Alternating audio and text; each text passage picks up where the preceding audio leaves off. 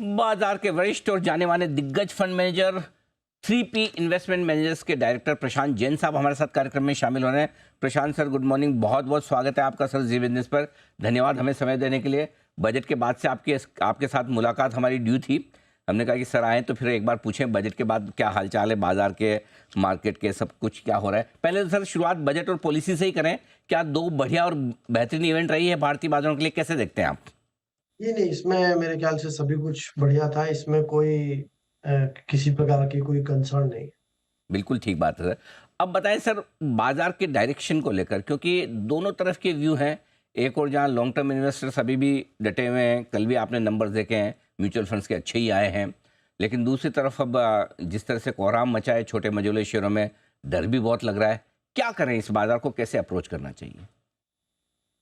नहीं अनिल जी, शायद आपको याद होगा, मैं तो काफी समय से 6-9 महीने से लगातार यही कह रहा हूँ सब जगह कि जो स्मॉल मिड कैप्स हैं ये अनरीजनेबली एक्सपेंसिव थे। जी। और इसमें ये करेक्शन आना काफी हद तक अपेक्षित था। और मेरे ख्याल से आज भी अधिकांश स्मॉल मिड कैप्स में, अधिकांश कहूंगा तो, क्योंकि ये बहुत बड़ी संख्या होती है तो इसमें ये ऐसा कहना मुश्किल है कि कोई भी शेयर नहीं बढ़ेगा, बट अधिकांश शेयर मुझे आज भी महंगे लगते हैं। जो ग्रोथ एक्सपेक्टेशंस है बाजार भाव में इम्प्लाइड, वो बहुत ज्यादा है। और दूसरी चीज हमने ये देखी कि आप देख ही रहे हैं कि आईपीओज में बहुत सप्लाई है, बहुत सप्लाई है। और उसमें भी जो इश्यूज हैं वो काफी एक्सपेंसिव हैं। और आपने देखा होगा पिछले कुछ महीनों में अधिकांश इश्यूज में लोगों को पैसा भी नहीं बना है। और हम लोग ने इस प्रकार का मार्केट पहले कई बार देखा है। 92 में हुआ, 2000 में हुआ, 2008 में हुआ।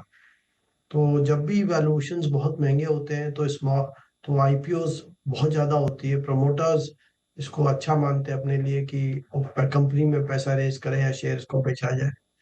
तो इनमें अधिकांश में मेरे ख्याल से आने वाले समय में इन्वेस्टर्स को उनकी एक्सपेक्टेशंस पे खरे नहीं उतरेंगे। ओके, तो अभी आप कह रहे हैं कि अधिकांश, ज़्यादातर मिड कैप स्मॉल कैप अब भी महंगे हैं, वैल्यूएशन के लिहाज से सस्ते हुए नहीं।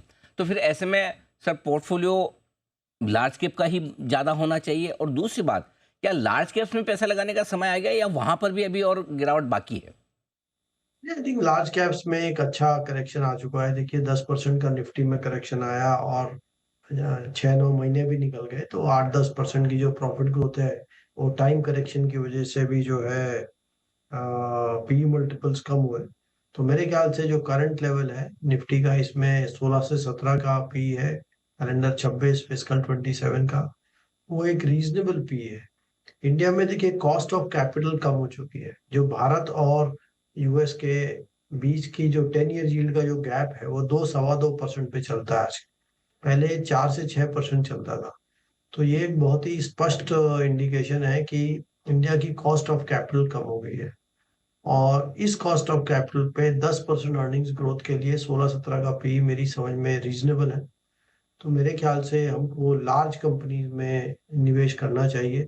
अगले 1-2-3 महीना में हम इसको फेज आउट कर सकते हैं। बट महत्वपूर्ण बात यह है कि हमारी जो रिटर्न की एक्सपेक्टेशन है निफ्टी से भी, वो मेरे ख्याल से 12% से ऊपर की लॉन्ग टर्म में नहीं होनी चाहिए। क्योंकि आपने देखा होगा बजट में जो इम्प्लाइड ग्रोथ है नॉमिनल जीडीपी का, जो टैक्स कलेक्शंस है, वो 10 से 12% के बीच में ही है। तो लो इन्फ्लेशन होने की वजह से रुपए के टर्म्स पे जो इकोनॉमी की ग्रोथ है वो भी उसी ऑर्डर की है, 10-12% की। और प्रॉफिट ग्रोथ भी जो है, मेरे को नहीं लगता इससे अधिक प्रॉफिट ग्रोथ आ पाएगा, क्योंकि अधिकांश सेक्टर्स में मार्जिन्स काफी हेल्दी है। और प्रॉफिट जो है वो टॉप लाइन के आसपास ही ग्रो करेंगे।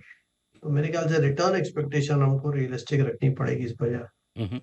तो प्रशांत सर, जो समस्या थी भारतीय बाजारों की, एक और आपने कहा महंगे वैल्यूएशन थे जो करेक्ट होना चाहिए था, वो हुए हैं कुछ हद तक। दूसरा था कि थोड़ी जीडीपी ग्रोथ और कंपनियों के नतीजे ये भी धीमे पड़ते हुए दिखे थे। क्या आपको लगता है, एक तो दिसंबर तिमाही के नतीजे देखकर क्या आप कह सकते हैं कि सितंबर के मुकाबले में थोड़े बेहतर हैं? और दूसरा ये कि क्या जीडीपी ग्रोथ जो 5.5% के नीचे पहुंची थी, क्या उसमें रिकवरी की उम्मीद रखी जाए अब? देखिए हमको जो जीडीपी ग्रोथ देखने को मिलती है उसमें हर 3 महीने में कुछ ना कुछ थोड़ी वॉलेटिलिटी रहती है। और तो इसको हम दो तीन तरीके से देख सकते हैं। एक तो कुछ वॉलेटिलिटी की वजह से थोड़ा स्लो डाउन हो सकता है। दूसरा, ये एक इलेक्शन ईयर था तो उसमें डेफिनेटली गवर्नमेंट की जो स्पेंडिंग है वो थोड़ी कमजोर हो जाती है, तो कुछ उसका भी इफेक्ट था। और जैसा कि शायद पहले आपके चैनल पे भी चर्चा हुई होगी, पिछले कुछ वर्षों की जो ग्रोथ थी कंजम्पशन की, वो लोन से ईएमआई से सपोर्टेड थी। तो आज मेरे ख्याल से तीन में अगर 10 कंज्यूमर ड्यूरेबल बिकते हैं तो उसमें 6 या 7 ईएमआई पे बिकते हैं। तो अभी ये पहली बार हुआ इंडिया में कि हम लोगों ने डेप्रिशिएटिंग एसेट पे बोरो करना शुरू किया है।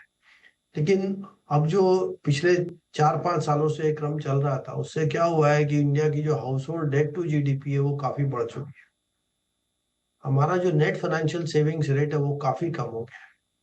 और ये एनपीएस में भी दिख रहा है। अगर आप छोटे बैंक्स, एनबीएफसी, जहां अनसिक्योर्ड पर्सनल लोन्स, एमएफआई इत्यादि है, तो वहां पर आप देखेंगे कि उनमें एनपीएस भी, और आरबीआई भी करीब 1 वर्ष से इस रिस्क को हाईलाइट कर रहा था। तो मेरे ख्याल से कंजम्पशन का ऐसे माहौल में थोड़ा स्लो डाउन होना ये स्वाभाविक है। लेकिन अच्छी बात यह है क्योंकि हमारे यहाँ इनकम प्रतिवर्ष बढ़ती है कुछ ना कुछ, तो जब भी बोरोइंग थोड़ी कम होगी तो कुछ क्वार्टर्स में जो हाउस होल्ड्स की बैलेंस शीट है वो फिर से ठीक हो जाएगी, तो वापस से हम सामान्य ग्रोथ पे आ पाएंगे। तीसरी चीज मेरे ख्याल से थोड़ा इम्पैक्ट है कि चाइना प्लस वन सही है, लेकिन इसका फायदा इंडिया में को मिलने में काफी वर्ष लगेंगे। क्योंकि देखिए, फैक्ट्री लगाना, उसमें एक्सपोर्ट करना, ये क्वार्टर्स की बात नहीं है, इसमें कई कई साल लगते हैं। और आज के सिचुएशन ये है कि चाइना ने जो पिछले 20 वर्षों से बड़ा निवेश किया है, उनका इंफ्रास्ट्रक्चर अच्छा है, गवर्नमेंट की बहुत अच्छी सपोर्ट रही, उनका स्केल बहुत बड़ा है हमसे, तो और उनकी डोमेस्टिक डिमांड काफी कमजोर है। तो इसलिए चाइना का जो एक्सपोर्ट सरप्लस है वो बहुत ज्यादा है, और इससे हमारे एक्सपोर्टर्स को भी मेरे ख्याल से कहीं ना कहीं थोड़ी परेशानी आ रही होगी। तो इन तीन कारणों की वजह से मुझे लगता है थोड़ा स्लो डाउन है। बट ये एक सामान्य स्लो डाउन है, ये साल टू साल, ईयर टू ईयर फ्लक्चुएशन रहता है। मेरे ख्याल से हमको ऐसा मान के चलना चाहिए कि अगले 5-10 वर्षों में भारत जो है वो दुनिया की बड़ी इकोनॉमी में सबसे तेजी से ग्रो करने वाला देश बना रहेगा, और 6% के आसपास की ग्रोथ हम दे पाएंगे। बिल्कुल आपने अच्छे से समझाया कि ये थोड़ा बहुत स्लो डाउन चलता है, बट आपको लॉन्गर और बिगर पिक्चर देखनी चाहिए।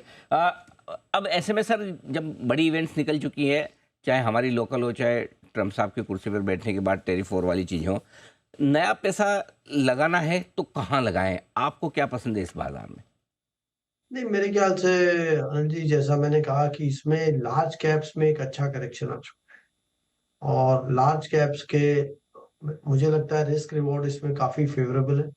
और अगले 1-2-3 महीना में, नॉर्मली हम लोग 6 महीना 12 महीना कहते हैं, बट अभी मुझे लगता है 1-2-3 महीने में हमको निफ्टी में इन्वेस्ट करना चाहिए। निफ्टी के कोई भी सेक्टर अब बहुत महंगे नहीं रहे, क्योंकि देखिए हुआ क्या है, ये जो निफ्टी में करेक्शन आया है, ये करेक्शन बैंक्स में और सॉफ्टवेयर कंपनीज में सबसे कम था।